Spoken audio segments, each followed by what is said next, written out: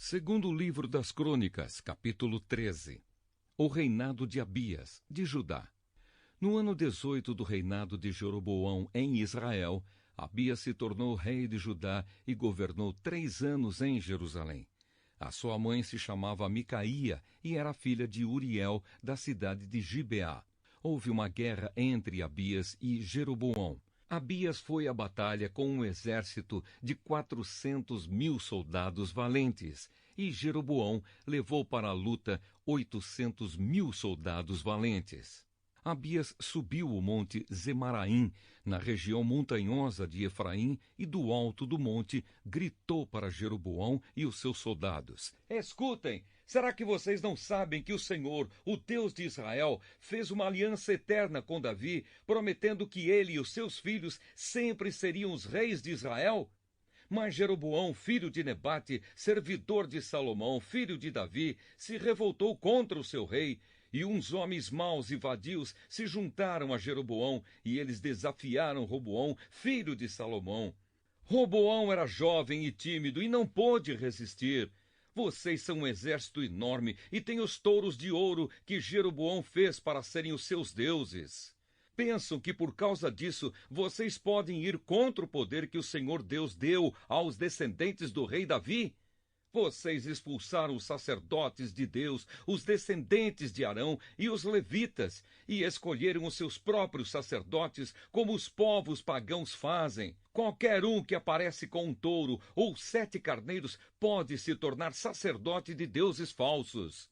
Quanto a nós, o Senhor é o nosso Deus e nunca o rejeitamos. Os nossos sacerdotes são descendentes de Arão. Eles servem a Deus e são ajudados pelos levitas. Todos os dias, de manhã e à tarde, eles apresentam a Deus sacrifícios que são completamente queimados, oferecem incenso cheiroso, colocam os pães sagrados na mesa pura e, à tardinha, acendem as lamparinas do candelabro de ouro, pois nós obedecemos às leis do Senhor, nosso Deus. Mas vocês o rejeitaram. Deus está conosco e vai à nossa frente, e os seus sacerdotes estão prontos para tocar as cornetas a fim de começar a batalha. Povo de Israel, não lutem contra o Senhor, o Deus dos seus antepassados. Vocês não podem vencer. Mas Jeroboão tinha mandado parte do seu exército ficar atrás dos soldados de Abias. O resto ficou na frente deles.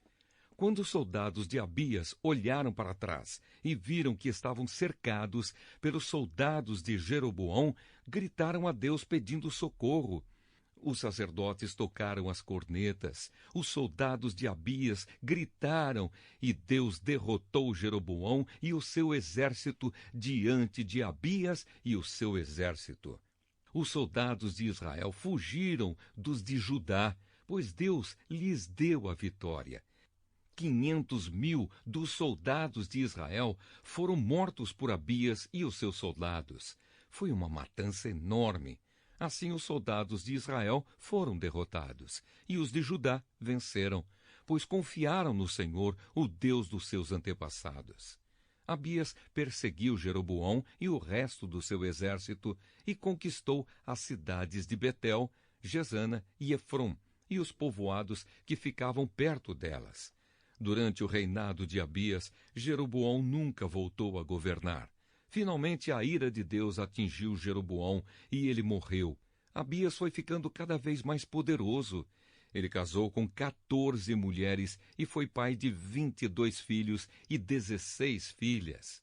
O resto da história de Abias, tudo o que ele fez e disse, está escrito na história do profeta Ido.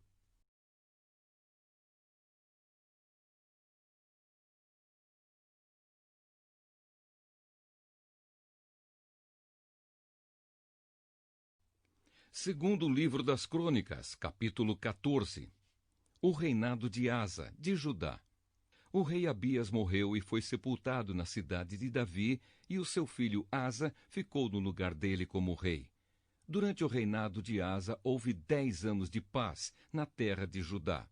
Asa fez o que era bom e direito, e assim agradou ao Senhor, seu Deus.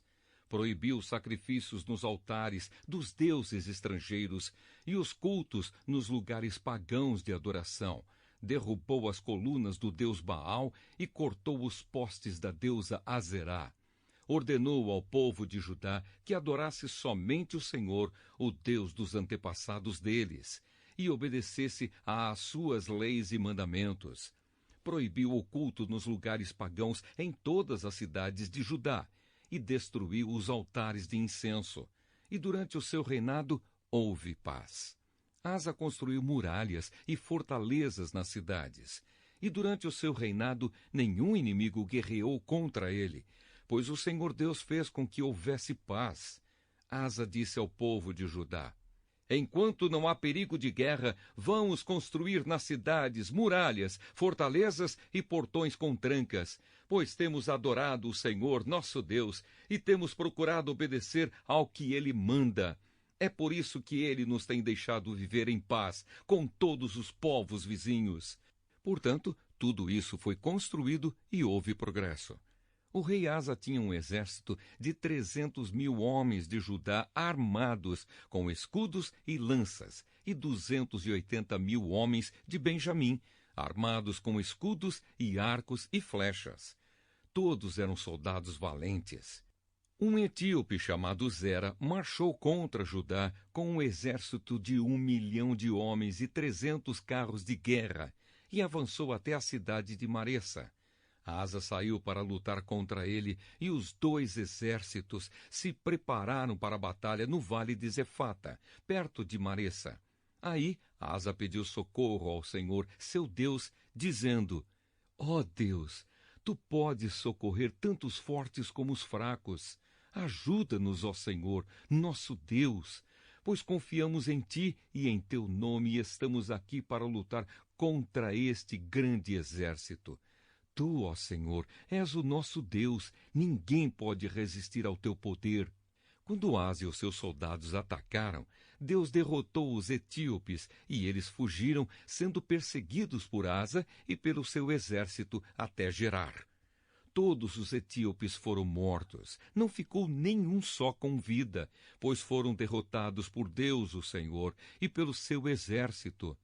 Os soldados de Asa carregaram consigo tudo o que puderam. Depois atacaram e invadiram as cidades que ficavam perto de Gerar, pois todos os moradores estavam com medo de Deus. E os soldados de Asa pegaram todas as riquezas que havia nessas cidades. Atacaram também os acampamentos onde havia rebanhos, pegaram muitas ovelhas e camelos e depois voltaram para Jerusalém. Segundo livro das Crônicas, capítulo 15. As reformas religiosas de Asa.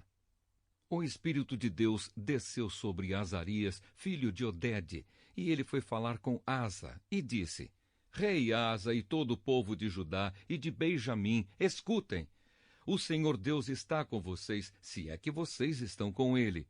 Se o procurarem, ele deixará que vocês o achem. Mas, se o rejeitarem, ele também os rejeitará. Durante muito tempo, os israelitas não adoraram o verdadeiro Deus, nem tiveram sacerdotes que os ensinassem, nem tiveram a lei de Deus. Mas, quando vieram tempos difíceis, eles voltaram para o Senhor, o Deus de Israel. Eles o procuraram e o encontraram. Naqueles tempos, ninguém vivia sossegado. Em todos os países havia desordem. Nações e cidades atacavam e destruíam umas às outras, pois Deus estava fazendo cair sobre elas todo tipo de sofrimento. Mas sejam fortes e não fiquem desanimados, pois vocês serão bem-sucedidos em tudo o que fizerem.